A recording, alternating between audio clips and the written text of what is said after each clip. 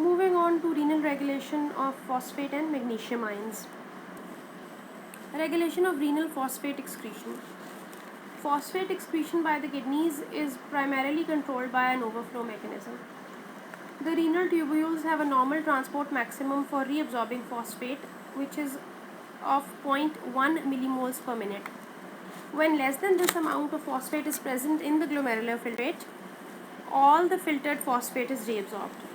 And when more than this amount is present, all of the excess spills over and is excreted.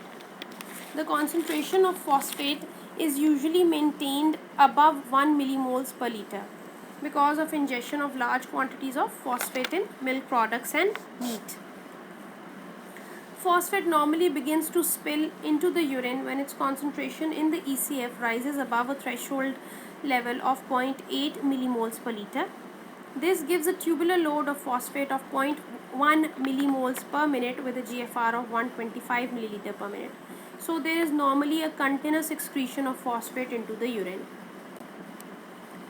A diet low in phosphate increases the resorptive transport for phosphate, thereby reducing the tendency for phosphate to spill over into the urine.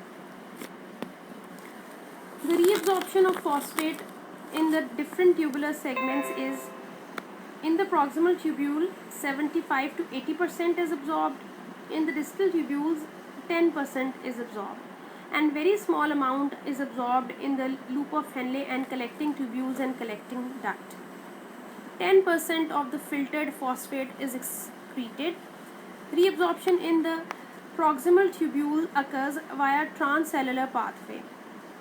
Phosphate enters from the luminal side via a sodium phosphate cotransporter and exits on the basolateral membrane via a counter transporter where phosphate is exchanged for an anion. Phosphate reabsorption can change according to the needs of the body. For example, in case of low phosphate diet, the reabsorption of phosphate will increase.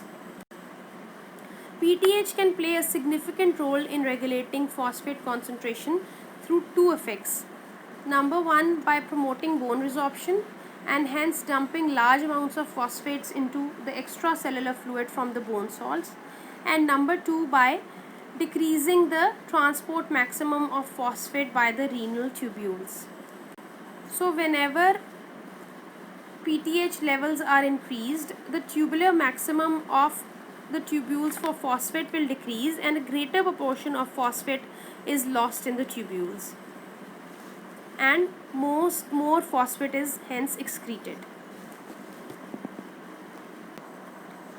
Renal magnesium excretion. More than half of the body's magnesium is stored in the bones and the rest resides within the cells, and there is only less than 1% which is located in the ECF. The total plasma magnesium concentration is 1.8 milliequivalents per liter. 50% or half of this is bound to plasma proteins and 50% is free ionized form, which is about 0.8 milliequivalents per liter. The daily intake of magnesium is about 250 to 300 milligrams per day, and half of this intake is absorbed by the GIT. To maintain magnesium balance, the kidneys must excrete this absorbed magnesium, so about half the daily intake of magnesium or 125 to 150 milligrams per day must be excreted. Renal excretion of magnesium can increase markedly during magnesium excess or can decrease during magnesium depletion depending on the needs of the body. Regulation of magnesium excretion is done mainly by changing the rate of tubular reabsorption. The proximal tubule reabsorbs only 25% of filtered magnesium. The primary site of reabsorption is the loop of Henle, where 65% of filtered load is reabsorbed.